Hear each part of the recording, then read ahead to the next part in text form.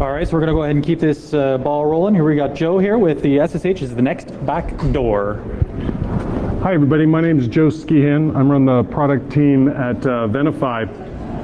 I'm going to talk about SSH today. Is it kind of noisy out there? Somebody want to close those doors maybe? So I'm going to talk about SSH, and I'm going to specifically talk about potential areas of concern around SSH when using it in your environment. Just to kind of get us all on the same page, what is SSH? What exactly is it?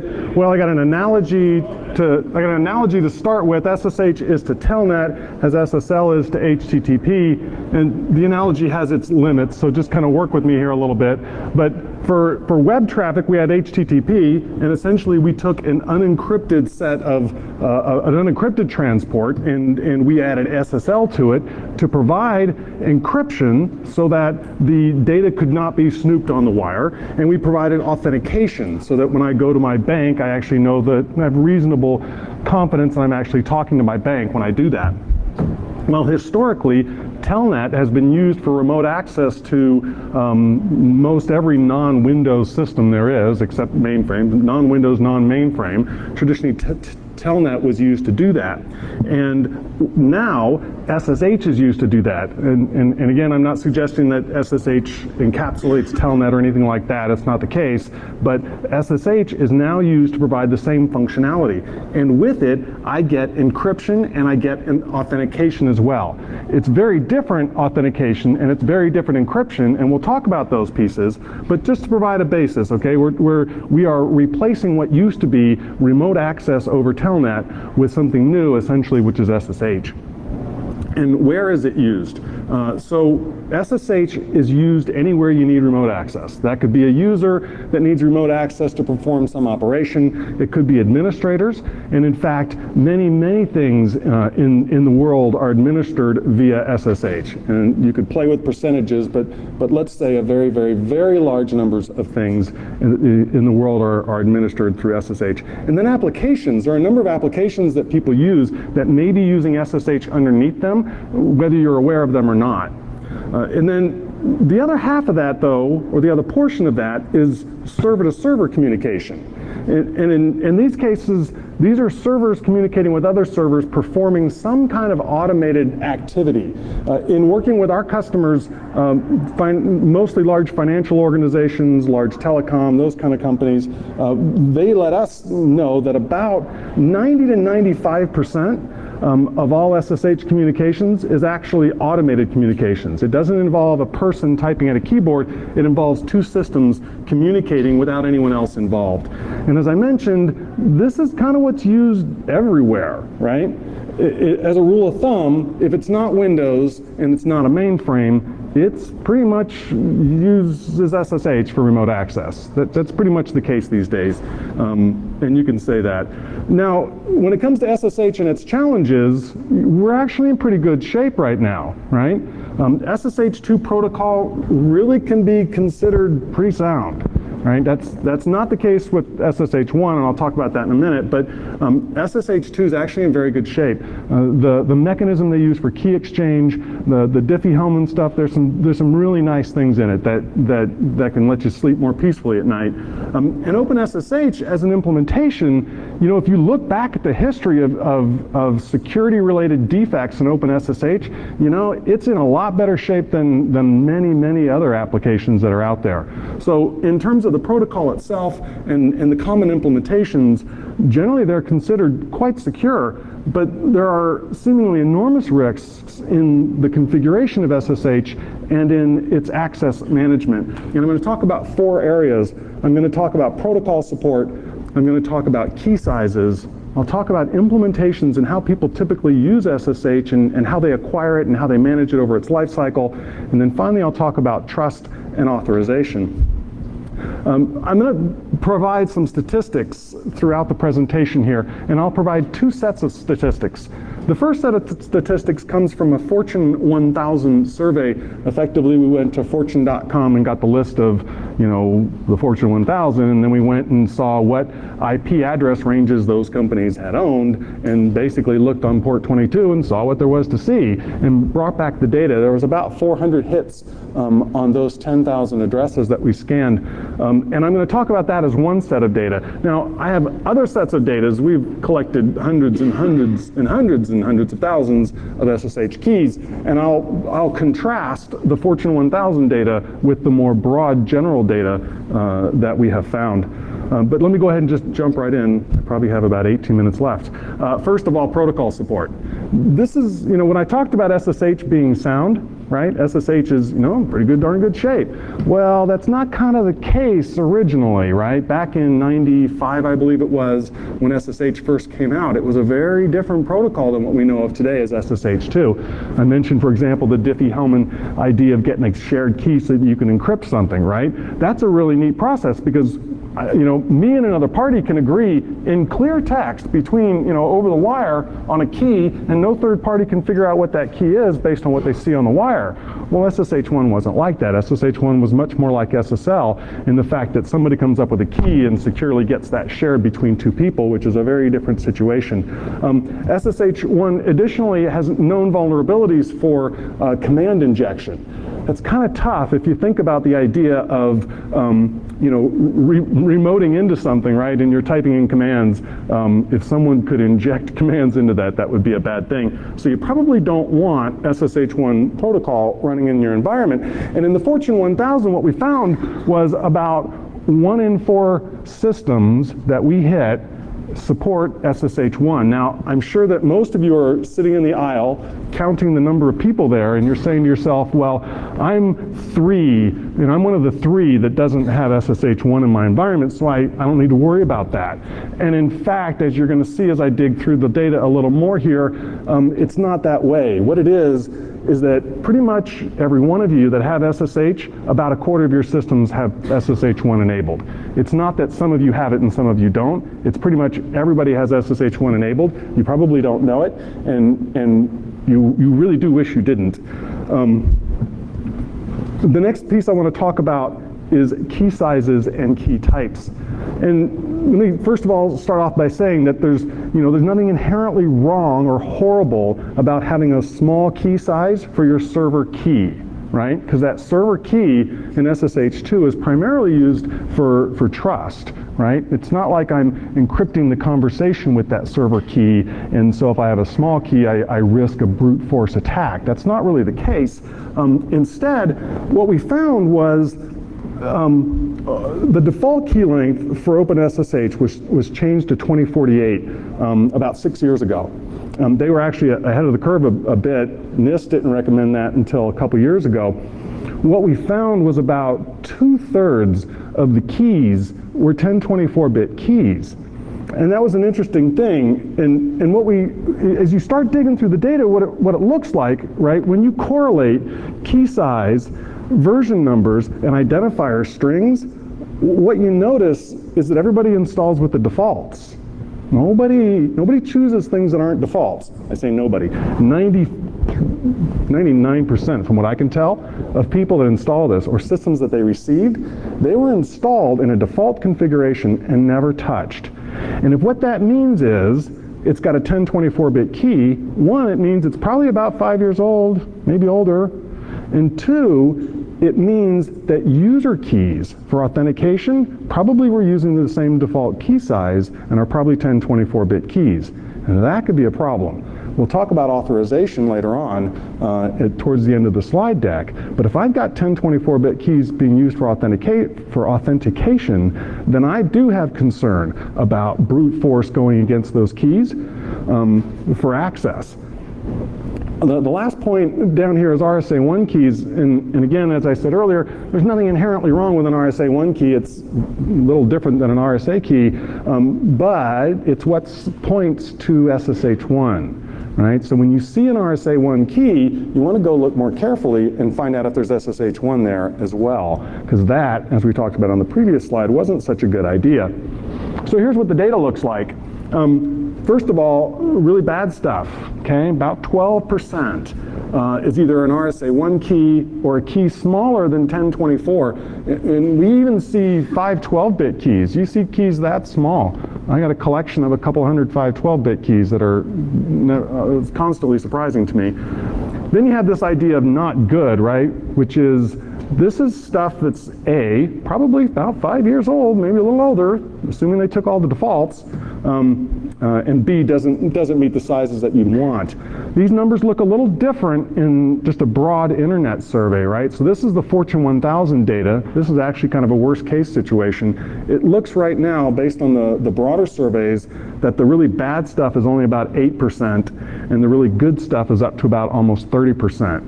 And again, that points back to, in the Fortune 1000, these systems are just older, right? They were installed with the defaults, and they're just older. So this was really interesting. There's a variety of data you get back when you hit an SSH server. You get this major and minor version number, which really have nothing at all to do with versions, but have to do with backwards compatibility and figuring out what protocols the server supports. And then you have these strings that also actually have a version number, right, and a vendor. And some vendors take the version out and they just say the vendor name. There's no version at all. But real clearly, folks install this stuff or they get it and they never touch it. And when people get something and never touch something that relates to security, it suggests to me, I think, that people either don't understand SSH or just aren't up to speed on security practices. Because I have a key that's been duplicated 8,635 times. A private key, right? So as we do these surveys and we go look out, we find duplicate private keys. That's still never-endingly shocking to me. And in fact, about 45% of the keys we find are duplicated. So some vendor has shipped some appliance, this particular example is an appliance, this appliance with pre-generated keys, and they're the same pre-generated keys all over the place.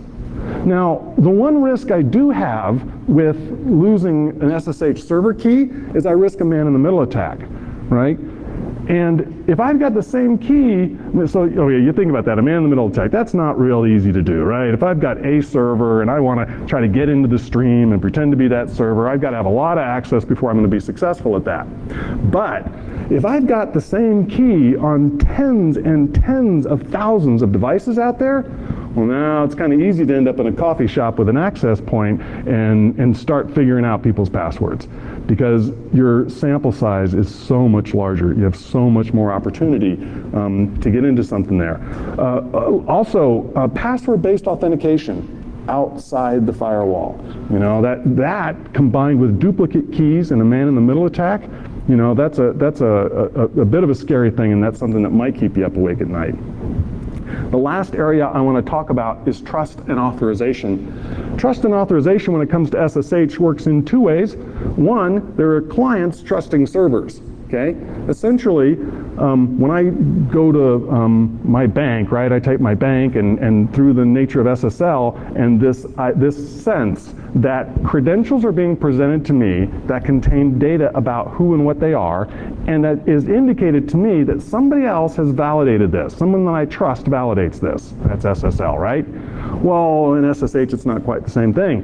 In SSH, you know, I come into a server, and I hit a server for the first time, and I don't trust that key. Well, I get a dialog that shows me the fingerprint of the key, and it asks me if that's okay. And nobody knows if that's okay. Nobody's comparing that to anything, right? These users, they get a dialog up there, they hit OK, so the dialog will go away. But now you've permanently trusted that. That's like somebody knocking on your door and saying, "Hi, I'm from your bank. You want to open an account with me?" And you're saying, "Sure, okay." Because that's kind of how it happens. Now you can get around that, right? And you can manage that. The second part is key-based authentication. If I have an automated system, right, one server talking to another server in automated fashion, there's nobody there to trust a key, and there's certainly, I don't want to put passwords in my scripts that are running these automated communications, so I can use key-based authentication. This is really neat. I got a key pair, I've got the private key, and my public key is associated with an account on a server somewhere. And when I hit that server and demonstrate that I have the private key, I'm logged in. period. That's that. As long as you have the private key, you get into the account. That's how SSH works. So let's kind of walk through this and what the problem is. Well, first of all, this whole server trust model is all dependent upon the accurate distribution and maintenance. That means you got to deprecate these keys too. You got to rotate these keys. But I have to distribute previously the server's public key to any client that's going to access that server. I put it in a file called known hosts, and now every time my client hits that server, I can verify, as long as the server's address hasn't changed and the key's the same, the address and the key, they match up, I trust that server. Generally, these things are managed very, very poorly. And the poorest part of the management is that trust is typically never revoked. Again, as we worked with our customers and looked at this data, what we found is that trust is always additive. You always add more things to trusted keys, and none of them ever go away. So when that server's taken offline and goes away, it's gone, well, that trust still exists. And anybody wants to go find that server that's gone and go find that private key, since that server's not in use anymore, well, you're trusting them. Explicitly, you're trusting them. The other half of that, again, is authentication, public key authentication. And this is a best practice for automated communications because, again, you don't want passwords in all your script files, right? But it requires that each client have a key pair and that the public key, be distributed to all the accounts where it's supposed to be on all the hosts, right? It works beautifully. The problem is there's no rigorous management of this stuff going on in the world. Not that we've found in our customers. So let's kind of walk through what this looks like. If I'm a System 2's accessing System 1, System 1's a server. So System 2 has System 1's public key. It's a known host. So System 2 can talk to System 1 and it trusts that System 1 is that System 1. And for System 2 to log into System 1, that System 2's public key is put in a file called authorized keys. This is an example for OpenSSH, right? So you go into the users directory, you go to the .ssh directory, there's a file there called authorized keys. You open up that file and you'll find one or more keys in there. Those are public keys. And whoever has the corresponding private key can get into that account, okay? And that's a simple example, but take a look at System 3 here. This is a much more typical example where a server is also a client, right? So it's got a pair of server keys. It's got a whole series of authorized keys. Any number of accounts on that server may have authorized keys. And then it's got known host keys for all the ones that it talks to as well. So now this starts to get a little rough because how many authorized keys are out there, right? There's typically multiple keys per account. That's very, very common. And if there's not multiple keys per account, then people are sharing keys on flash drives, which could be even worse of a problem, right? What about orphaned authorizations? How do you know that all the keys that are authorized keys are actually still in use? How do you know how old they are? How do you know if the person that have had access to them have left the organization or moved on to a different job, right? IT staff rotates about 20% per year. That means in 5 years, you can kind of assume that everybody's rotated and you ought to have rotated all your keys. Now, you remember how I told you that 2/3 of all the keys we found are about 5 years old or older. So there's a whole lot of keys here that aren't getting rotated. Yeah.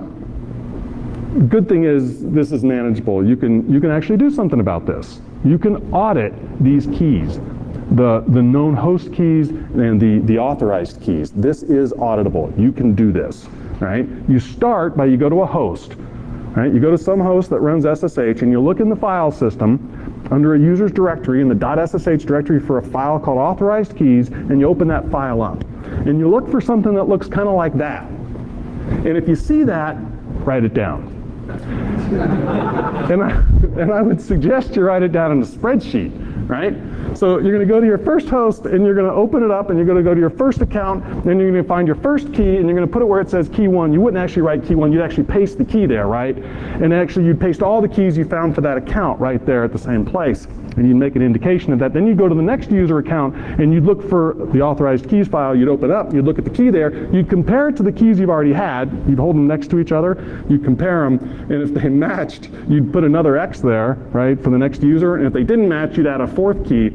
And once you did this on all of your hosts and all of your user accounts, you'd have a really big spreadsheet with lots and lots and lots of keys. One of the customers we're working with, they have 4,000 hosts. Each host average between 30 and 60 users. So yeah, it's a really big spreadsheet, right? And while you're doing this, you're going to learn some other stuff. You're going to notice, first of all, that some of these keys are used an awful lot. And you're going to notice that some of these users have a whole lot of keys that are authorized to get access to them. You know, you're going to find root accounts that have 20 keys in them. And you're going to wonder where those private keys are. And you're going to start to come across these keys. You notice I've got step 3,627 because this math gets real ugly real fast. And it's not real practical. I get that, you know, there's a little something to here. But this is how you'd have to do it, quite frankly. The next piece you do is you would look for the private keys.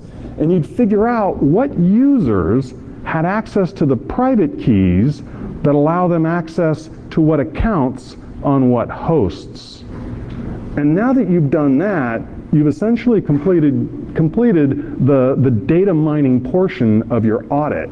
Because now what you're going to do is you're going to find problems. You're going to find things that probably shouldn't be so. You'll find duplicate private keys.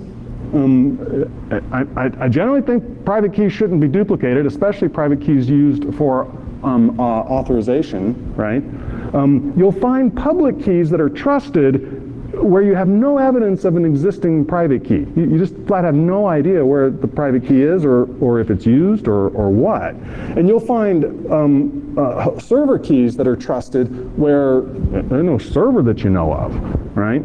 So these are problems that you'll want to go chase down and do something about.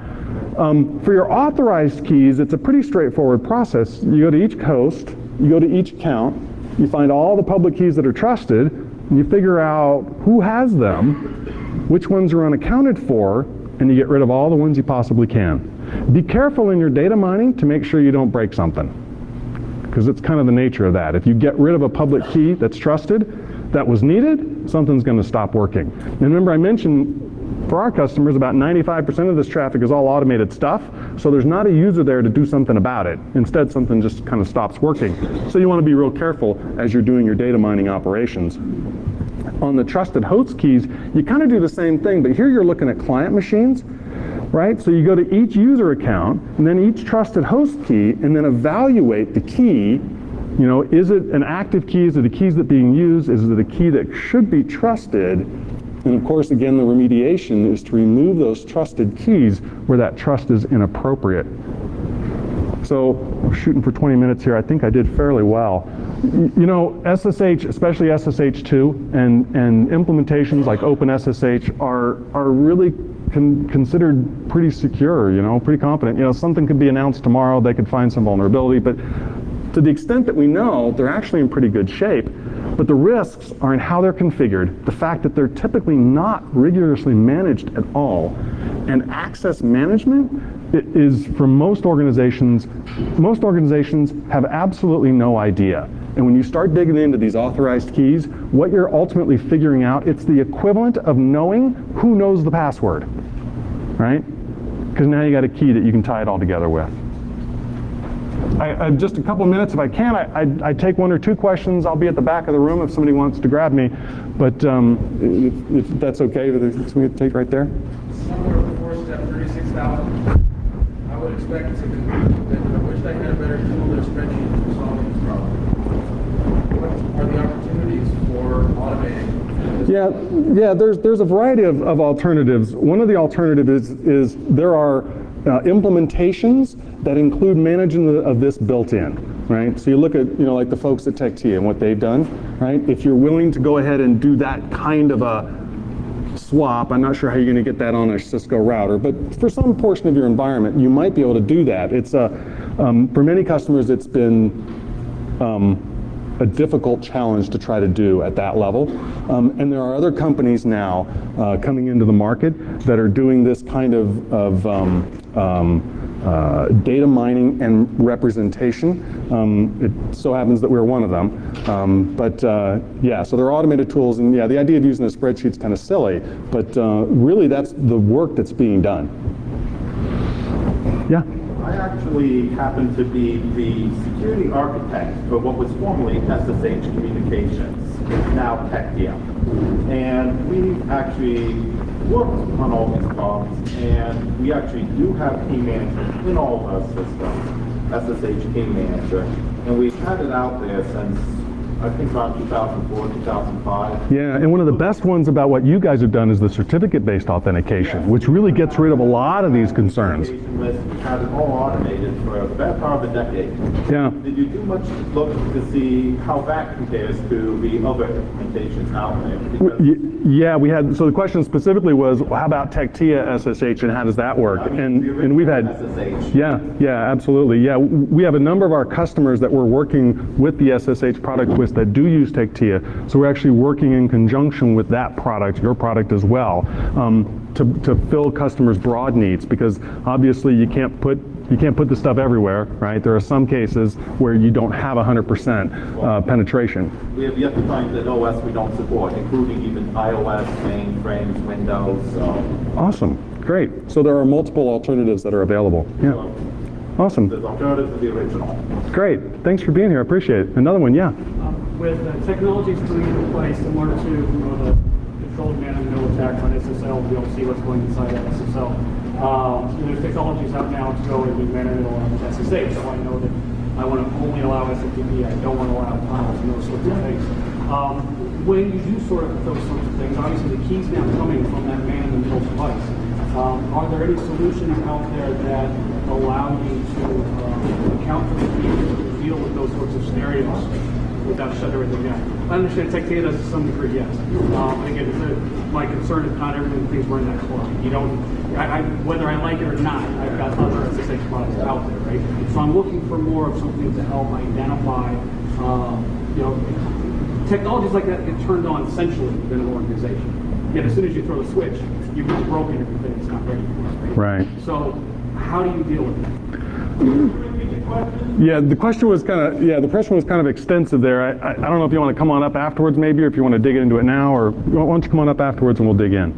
Awesome. Thanks a lot, everybody. I really appreciate y'all being here today.